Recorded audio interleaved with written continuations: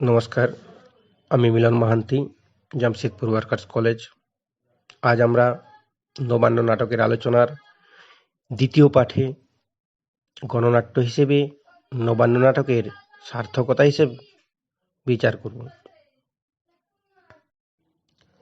বাংলা নাট্য সাহিত্যের ইতিহাসে প্রধানত দুটি বিষয় বা আন্দোলন এবং সেই আন্দোলনকে কেন্দ্র করে সেই ধারায় রচিত হয়েছে যে বেশ কিছু নাটক, সেই ধারাগুলো বা আন্দোলনগুলো হলো গণনাট্য আন্দোলন এবং নবনাট্য আন্দোলন। এই দুটি ধারাকে কেন্দ্র করে নাট্য সাহিত্য যথেষ্ট সমৃদ্ধশালী হয়েছে। এখন নবান্ন নাটকের বৈশিষ্ট্য অনুযায়ী বা নবান্ন নাটকের বিষয়বস্তু অনুযায়ী একে গণনাট্য বলা যাবে কি যাবে না, সেই বিষয়ে আলোচনা করার পূর্বে আমাদের নবনাট্য ও গণনাট্য সম্পর্কিত ধারণাটি একটু স্পষ্ট করে নেওয়া প্রয়োজন। প্রথমতই বলি, নবনাট্য বা নবনাটক বলতে সমালোচক গঙ্গাপদ বসু বলেছিলেন, সৎ মানুষের নতুন জীবনবোধের এবং নতুন সমাজ ও বলিষ্ঠ জীবন গঠনের মহৎ প্রয়াসে যে সুলিখিত নাটক শিল্প সুষমায় প্রতিফলিত, তাকেই বলতে পারি নবনাট্যের নাটক। অন্যদিকে গণনাট্য আন্দোলনকারীরা শুধু মানুষের জন্য শিল্প এই নীতিতে বিশ্বাসী ছিলেন না। এই জীবনকে কিরূপে পরাজয়ের পথ থেকে মুক্ত করে একটি সুস্থ সমাজবাদী অর্থনৈতিক ব্যবস্থার মধ্যে সমুত্তীর্ণ করানো যেতে পারে তা ভেবেছিলেন তারা। তাই যে নাটকে শোষিত, বঞ্চিত, নির্যাতিত, অদৃষ্টবাদী একক সাধারণ মানুষের আত্মরক্ষার প্রয়োজন চেতনা পরিবর্তনের ফলে অসাম্প্রদায়িক, সংঘবদ্ধ, গণজাগরণ এবং সমস্ত প্রতিকূলতার বিরুদ্ধে প্রতিরোধের সার্বিক প্রয়াস ও সম্ভাব্য জয়ের ইঙ্গিত পরিস্ফুট, সে নাটককে বলা যায় গণনাট্য। তাহলে আমরা দেখতে পাচ্ছি নবনাট্যের প্রধান বিষয় হচ্ছে কি, মানুষের জন্য শিল্প। অন্যদিকে গণনাট্যের প্রধান বিষয়বস্তু কি? গণনাট্যের প্রধান বিষয়বস্তু হচ্ছে একটা অরাজক বিশৃঙ্খল অবস্থা থেকে প্রতিবাদী মন নিয়ে এগিয়ে যাওয়া এবং তার বিরোধিতা করে সংঘবদ্ধ হওয়া। এখন দেখা যাক নবনাট্য আন্দোলনের কিছু বৈশিষ্ট্য যদি আমরা দেখি, তাহলে দেখতে পাবো যে এই শ্রেণীর নাটকের নীতি হলো জীবনের জন্য শিল্প। দ্বিতীয়ত, শ্রমিক কৃষকের ব্রাত্য ও উপেক্ষিত জীবনের শোষণ যন্ত্রণা ও বঞ্চনার ইতিহাস তুলে ধরা। তৃতীয়ত, নাটকের মধ্যে হিন্দু মুসলমান ঐক্যকে তুলে ধরা। চতুর্থত, মধ্যবিত্ত সমাজের দোলাচল মনোবৃত্তিকে ফুটিয়ে তোলা। এবং শেষ পর্যন্ত ফ্যাসিবাদী শক্তির বিরুদ্ধে সোচ্চার হওয়া। নবনাট্য আন্দোলনের এইসব বৈশিষ্ট্য গণনাট্য আন্দোলনের মধ্যে থাকলেও এরা আরো এগিয়ে গিয়ে বলেছেন, শুধু প্রতিরোধ নয়, এই প্রতিরোধের জন্য ঐক্যবদ্ধ মনোভাব গড়ে তোলা প্রয়োজন। তাই সংঘবদ্ধ শক্তির সংগ্রাম ও তার সম্ভাব্য জয়ের ইঙ্গিত গণনাট্যের প্রধান বিষয়। সে সঙ্গে স্বার্থপর কায়েমি চক্রের শোষণ ও বঞ্চনাকে সর্বসাধারণের চোখে তুলে ধরাও এই গণনাট্য আন্দোলনের বিশেষ বৈশিষ্ট্য। বিংশ শতাব্দীর মাঝামাঝি সময়ে বিজন ভট্টাচার্য নবান্ন নাটক রচনা করেন, যার প্রেক্ষাপট সমকালীন সময়ের। এখন গণনাট্য আন্দোলনের একজন সভ্য হয়ে বিজন ভট্টাচার্য যে নবান্ন নাটক রচনা করেছেন, সেই নাটকের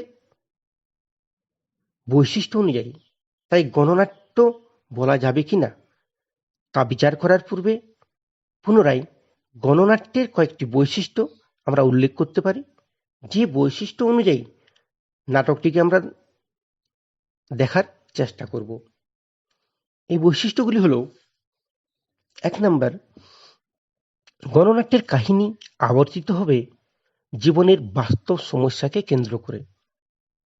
২, এখানে থাকবে সমস্যা থেকে উত্তরণের পথ। ৩, প্রচলিত নায়কের মহিমার পরিবর্তে সামগ্রিক জীবন পরিবেশিত হবে। ৪, শ্রমিক, কৃষক, মেহনতি মানুষের মনোরঞ্জন ও তাদের চেতনার জাগরণ ঘটাবে। ৫, গণনাট্যে গণসঙ্গীতের তাৎপর্যপূর্ণ ভূমিকা থাকবে। বর্তমানে আমরা বিজন ভট্টাচার্যের রচিত নবান্ন নাটকটিকে এই বৈশিষ্ট্যের নিরিখে বিচার বিশ্লেষণ করে তার সার্থকতা নিরূপণ করতে পারি। তাহলে প্রথম বৈশিষ্ট্য যেটা বললাম, জীবনের বাস্তব সমস্যা ধরা পড়বে, অর্থাৎ জীবনে বাস্তব সমস্যা কেন্দ্রিক। ১৯৪২ সালে আগস্ট আন্দোলন, ভারত ছাড়ো এবং ঠিক তার পরবর্তীকালের ৫০-এর মন্বন্তর, এই নিয়ে সারা ভারত তথা বাংলার জনজীবন যখন বিপর্যস্ত, ঠিক সেই সময়ে বিশ্বযুদ্ধের রণদামামায় ব্রিটিশ সরকার কর্তৃক পোড়ামাটি নীতি গ্রামের পর গ্রাম ক্ষতিগ্রস্ত করে দেয়। এই ধরনের একটি বাস্তব জীবন সমস্যার প্রেক্ষাপটে নাট্যকার আমিনপুর নামক একটি গ্রামের প্রতীকচিত্রে সমকালীন শ্রমিক কৃষক শ্রেণীর দুর্দশার চিত্র এঁকেছেন নবান্ন নাটকে। একাধারে রাজনৈতিক বিপর্যয়, অন্যদিকে প্রাকৃতিক বিপর্যয়, সবে মিলে প্রধান সমাদদারের মতো প্রতিটি পরিবার দুমুঠো অন্নের চাহিদায় শহরমুখী হতে বাধ্য হয়েছে। তবে এখানে শেষ নয়। এই নিদারুণ বিপর্যয়ের পরেও তাদের সমস্যা আরও ঘনীভূত হতে দেখা যায় কিছু মুনাফালোভী স্বার্থান্বেষী চরিত্রের হাত ধরে। হারু দত্ত, কালীধন ধাড়া নামক চরিত্রের আড়ালে উঠে আসে কালোবাজারি, নারী পাচার প্রভৃতি ভিন্ন সমস্যা। স্বাভাবিকভাবেই সমসাময়িক কালের জীবন সম্পৃক্ত ঘটনা রূপায়িত হতে দেখি নবান্ন নাটকে। দ্বিতীয় বৈশিষ্ট্য, সমস্যা উত্তরণের পথ নির্দেশ। গণনাট্যের বিশিষ্টতার অন্যতম হল সমস্যার চিত্রণই শুধু নয়, থাকবে উত্তরণের পথও। নবান্ন নাটকেও দেখা যায় একটি জনতার সামগ্রিক ট্র্যাজেডির পরও নাটকের শেষে মহামিলনের ছবি। নিরঞ্জনের উদ্যোগে জোরদার হারু দত্ত, মজুমদার কালীধন ধাড়া পুলিশের হাতে ধরা পড়ে। গ্রামে ফিরে এসে চাষিরা সমবেত হয়ে ঘরে ঘরে নতুন ফসল তুলেছে। আগামী দিনের সংকটের মোকাবিলার জন্য তারা ধর্মগুলা স্থাপিত করেছে। আবার যদি মন্বন্তর আসে, তার পরিপ্রেক্ষিতে সকলে একত্রিত হয়েছে। এইভাবে নবান্ন একই সঙ্গে দুর্গতি ও প্রতিরোধের নাটক হয়ে গণনাট্যের বিশিষ্টতায় পূর্ণ হয়েছে। তৃতীয় বৈশিষ্ট্য, সামগ্রিক জীবন পরিবেশন। ব্যক্তিকেন্দ্রিক জীবনবৃত্তের পরিবর্তে যুগ পরিবেশগত সামগ্রিক জীবন গণনাট্যে প্রত্যাশিত। নবান্ন নাটকেও এর কোনো ব্যতিক্রম হয়নি। সমাদদার পরিবারের ট্র্যাজেডি একক কোনো পরিবারগত ট্র্যাজেডি নয়, সমগ্র চাষী জীবনের মৌলিক চিত্রও ট্র্যাজেডি রূপে ফুটে উঠেছে। প্রতিটি চরিত্রই এখানে ব্যক্তিগত নয়, সামগ্রিক জীবনকেই পরিবেশন করে গেছে। চতুর্থ বৈশিষ্ট্য, দর্শকের মনোরঞ্জন ও চেতনার জাগরণ। সাধারণ দর্শকের মনোরঞ্জন ও তাদের চেতনার জাগরণেও নবান্ন নাটকের সার্থকতা নিহিত।